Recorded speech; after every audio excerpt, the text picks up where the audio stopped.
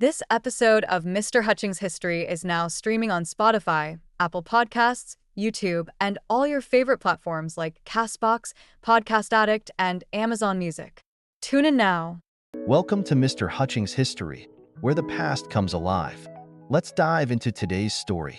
Hey everyone, welcome back. Today we're diving deep into something I think a lot of you are really interested in, the Pacific War. And specifically, we're focusing on the period between June 1942 and July 1945. Yeah, picking up right after that turning point at the Battle of Midway. We're going to be drawing our insights today from a podcast episode called 40, The Pacific War, Island Hopping, Naval Dominance, and Aerial Warfare, 1942-1945.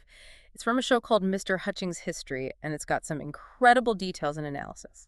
I think everyone knows about Pearl Harbor, but what happened after that is a story a lot of people aren't as familiar with. It's a story of really brutal island battles, massive naval clashes. It was a whole new kind of warfare. It really highlights the strategies, the technology, just the sheer human cost of this conflict. Exactly, and the U.S. had to devise a whole new way of fighting a war in the Pacific. They had to take into account the vast distances, the terrain, and the incredible determination of the Japanese forces. Right, and that's where island hopping comes in. Which, at first glance, seems a little counterintuitive. Instead of trying to take every Japanese-held island, the U.S. focused on capturing strategically important ones. Ah, I see. So basically creating like a path towards the Japanese mainland. Yeah, exactly. Bypassing some of those really heavily fortified islands. But that must have been a risky move, right? It was, but the idea was to minimize their losses while also moving closer and closer to Japan's heartland. And this strategy led to some of the most brutal fighting of the entire war. Oh, absolutely. Like the 6-month battle for Guadalcanal, just reading about that, dense jungles, intense fighting, heavy casualties on both sides. I mean, over 7,000 U.S. troops lost their lives on that island alone, and over 31,000 Japanese soldiers. Wow, it sounds just absolutely harrowing. And Guadalcanal was just the beginning of this pattern. This pattern of just ferocious fighting. Yeah, as the U.S. forces got closer to Japan, the battles got even more intense. We're talking places like Tarawa, Saipan, Iwo Jima. Each one with heavy U.S. casualties. Iwo Jima always just strikes me. Over 6,800 U.S. Marines killed there. Yeah, and most of the Japanese soldiers, instead of surrendering, they fought to the death. That's just incredible to think about. Really speaks to the level of commitment, maybe even desperation on the Japanese side. But it also highlights the human cost of this whole island hopping campaign. Absolutely. And then you have Okinawa, the bloodiest battle of the entire Pacific War. Over 12,000 U.S. and 100,000 Japanese deaths. It's hard to even fathom those numbers. Okinawa was seen as like the final stepping stone to mainland Japan. And I imagine the intensity of the fighting there gave them a pretty grim preview of what a full-scale invasion of Japan might look like. Yeah, it was a turning point. So we've got the island hopping, but it wasn't just about those landings, right? The Pacific War also saw some of the largest naval battles in history. Some of the largest in history, that's for sure. What was it, the Battle of Leyte Gulf? The largest naval battle ever. That's the one. In 1944, over 200,000 personnel involved in this clash. Spread across 4 different engagements. 4 separate engagements. And the U.S. Navy, they were aiming to cripple Japan's defense of the Philippines. Right, which was, of course, a crucial part of their supply network. The U.S. wanted to cut off Japan's access to resources, and Leyte Gulf was a key part of that. But Leyte Gulf is also where we see the emergence of kamikaze attacks. Oh, man, that must have been terrifying for those sailors, seeing these planes deliberately crashing into their ships. It was a new kind of warfare for them to face. Young Japanese pilots, often with minimal training, sacrificing themselves. In a desperate attempt to inflict damage on the U.S. fleet. It was a bold and tragic tactic. And these attacks did inflict damage, but ultimately the U.S. Navy's superior firepower won the day at Leyte Gulf. It was a turning point, really marking the end of Japan's ability to wage large-scale naval warfare. But the U.S. was also waging a war of attrition through a naval blockade, right? Absolutely. Cutting off Japan's access to resources, especially oil, they were slowly strangling their industry and their military. So Japan was being squeezed from all sides? Exactly. By war's end, they were effectively cut off from the resources they needed to fight. And that, combined with the constant bombardment of their cities, it all contributed to their eventual defeat. It's amazing to see how all these different pieces of the puzzle fit together. You've got the island hopping campaign, the huge naval battles, and then this relentless blockade. It really shows the complexity of the Pacific War, the strategic challenges faced by both sides. And we haven't even talked about the air war yet. Oh, the air war. That brought with it a whole new level of destruction. That's for sure. The air war really showcases the contrast between technological advancement and the brutality of the conflict. It really does. It's like those two forces were going head-to-head. On one hand, you have incredible feats of engineering like the B-29 Superfortress. Amazing technology. And then on the other, you have hand-to-hand combat in dense jungles, soldiers fighting to the death in tunnels and caves. A very different kind of warfare. It's a reminder that technology doesn't always make warfare less brutal. If anything, it sometimes amplifies the destruction and suffering. So true. We talked about U.S. carrier planes playing a vital role in those massive naval battles. Providing air cover, reconnaissance, launching attacks. Absolutely crucial. But then the focus shifted toward strategic bombing of Japan itself. And that's where the B-29 Superfortress comes in. What made the B-29 so special? It could fly higher, farther, and carry a much heavier payload. So they could reach those targets deep within Japan. Exactly. And I imagine the goal of this whole bombing campaign was twofold: to break Japan's will to fight and to cripple their industrial capacity. We were hoping this would help avoid a costly mainland invasion. I can see that. And the impact of these B-29 raids was just devastating. Take the firebombing of Tokyo in March 1945. An estimated 100,000 people died. Huge portions of the city were destroyed. It wasn't just Tokyo. Nagoya, Osaka, Kobe were also hit. It's hard to even grasp the scale of that destruction. And of course, the culmination of this air war, and perhaps the most controversial aspect of the entire Pacific War, were the atomic bombings of Hiroshima and Nagasaki. In August 1945. That's right. The sheer destructive power of those bombs is just almost unimaginable. It was a turning point in human history. And it ultimately led to Japan's surrender, bringing the war to an end. A very complex ending to a very complex war. We touched on the fanatical resistance of Japanese soldiers and kamikaze attacks earlier. It's a complex issue, but there's clearly a cultural element at play here. A sense of duty and honor that drove many Japanese soldiers to fight to the death. Some historians argue that this was partly fueled by propaganda and a fear of the consequences of surrender. Right. I can see that. Others point to deeper cultural beliefs about sacrifice and loyalty to the emperor. It makes you wonder how individuals coped with such extreme situations. To choose death over surrender must have been driven by such powerful forces. It's a reminder that war isn't just about tactics and technology.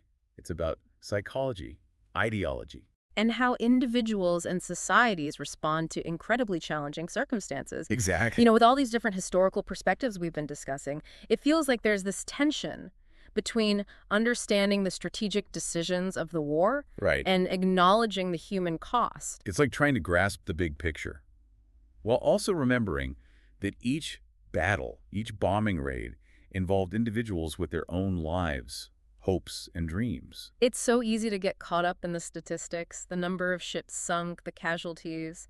But we can't forget that behind each number is a human story. Those stories often get lost. One thing I find myself wondering is how we even begin to reconcile these different historical perspectives on the Pacific War. It's important to remember that history isn't a fixed objective truth. It's an ongoing conversation, a process of interpretation and reinterpretation based on new evidence. And perspectives. And our own evolving values as a society. So we shouldn't expect to find one simple, definitive answer to the question of what the Pacific War was all about. Exactly. We need to engage with multiple perspectives.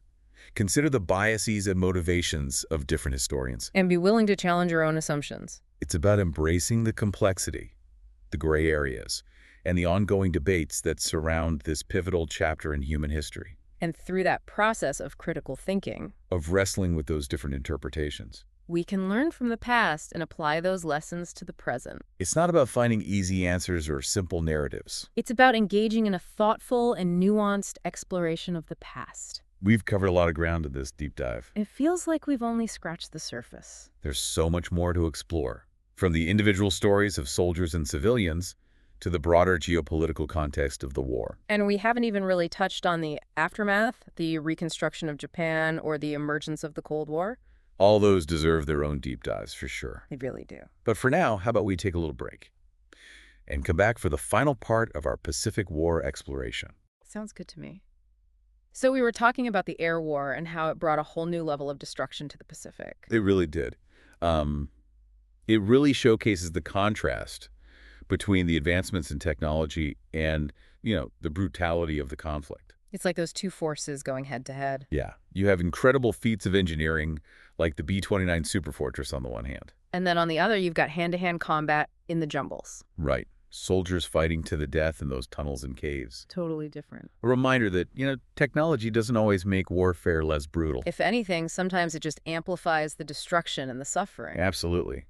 We talked about U.S. carrier planes playing a vital role in those naval battles. Providing air cover reconnaissance, launching attacks on Japanese ships. Right, but then the focus shifted towards strategic bombing of Japan itself. And that's where the B-29 Superfortress really comes in. Now, you might be wondering what made the B-29 so special. I am curious. But unlike earlier bombers, it could fly higher, farther, and carry a much heavier payload. So they could reach targets deep within Japan. Exactly. And the goal of this bombing campaign was twofold. Okay. Break Japan's will to fight and cripple their industrial capacity. I see. The thinking was that this could help avoid a costly mainland invasion. A mainland invasion would have been incredibly difficult. It would have been. And these B-29 raids were just devastating. They were. Like the firebombing of Tokyo in March 1945. 100,000 people died. Wow. Huge portions of the city were just destroyed. It's hard to even imagine. And it wasn't just Tokyo. They hit Nagoya, Osaka, Kobe. It was widespread. This was strategic bombing on a scale never seen before. And of course, the culmination of this air war and perhaps the most controversial aspect of the entire Pacific War were the atomic bombs. Dropped on Hiroshima and Nagasaki in August 1945. It's just unimaginable, that destructive power. It is. It led to Japan's surrender and brought the war to an end. A complex ending to a very complex conflict. We touched on the fanatical resistance of Japanese soldiers. And Kamikaze's attacks. It's a really complex issue, but it's clear there's a cultural element at play here. This sense of duty and honor that drove them to fight to the death. Some historians argue that this was partly fueled by propaganda and a fear of the consequences of surrender. Others point to deeper cultural beliefs about sacrifice and loyalty to the emperor. It makes you think, how do individuals cope with such extreme situations? To choose death over surrender. It must have been driven by such powerful forces. It's a reminder that war isn't just about tactics and technology. There's so much more to it. It's about psychology, ideology, how individuals and societies respond to these really challenging circumstances. It really is.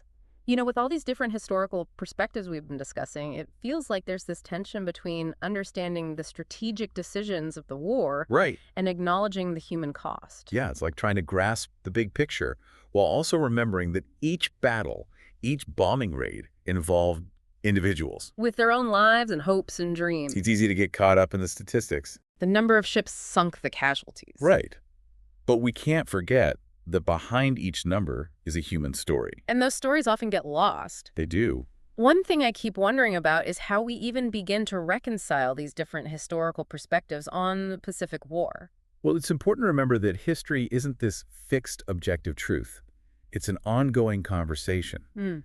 It's a process of interpretation and reinterpretation based on new evidence and perspectives. And our own evolving values. Exactly. So we shouldn't expect to find one simple answer to the question of what was the Pacific War all about? We need to engage with multiple perspectives, consider the biases and motivations of different historians, and be willing to challenge our own assumptions. It's about embracing the complexity, the gray areas, the ongoing debates that surround this part of history. Through that process of critical thinking, wrestling with those different interpretations, we can learn from the past. And apply those lessons to the present.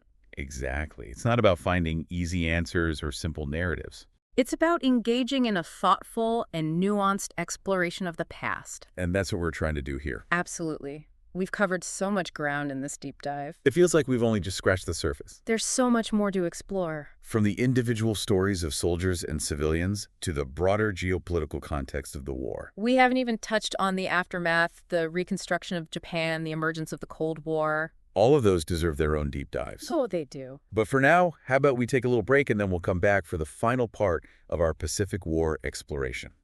Sounds good to me. We're back for the final part of our deep dive into the Pacific War. It's been quite a journey, hasn't it? It really has. So much to cover. Something that's been on my mind is how all of this Pacific War fits into the larger context of World War II. It's interesting, right? We tend to view World War II as almost two separate wars happening in different parts of the world. Yeah, like two different stories. But they were actually really deeply interconnected. Yeah. It's easy to forget that. So how did these two theaters of war, the Pacific and Europe, influence each other strategically and politically? Well, for one thing, the Allied decision to prioritize the defeat of Nazi Germany first, that Europe first strategy, had a huge impact on the Pacific War. Because it meant that resources and manpower were limited in the Pacific, at least initially. Exactly. The early part of the Pacific War was fought on a much smaller scale compared to the massive operations in Europe. But even with those limitations, the U.S. Navy and Marines were still steadily pushing back the Japanese. They were. They were also diverting Japanese forces and resources, preventing them from being used elsewhere. So it was like a giant chess game where every move in one theater affected the strategy in the other. Exactly. Even though the Pacific War might have seemed like a sideshow at times, it was a vital part of the Allied victory. Absolutely. As the tide started turning in Europe, more resources became available for the Pacific. Leading to those massive offensives we talked about earlier. Leyte Gulf, Iwo Jima, Okinawa.